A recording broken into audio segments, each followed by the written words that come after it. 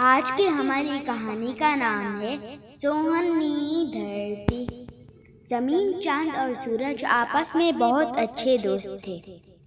جب سورج آسمان پر چمکتا تو زمین پر رہنے والے سب لوگ خوش ہو جاتے اور اپنے اپنے کام کرتے۔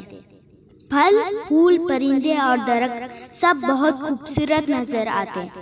ایک دن سورج نے سوچا کہ میں اب بہت بوڑھا ہو چکا ہوں، اس لیے مجھے آرام کرنا چاہیے۔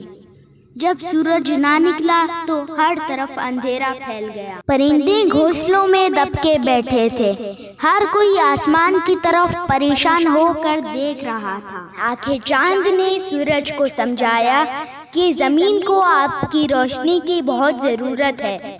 سورج نے کہا کہ بہت اچھا، اب میں کبھی زمین سے اپنی روشنی نہیں چھپاؤں گا۔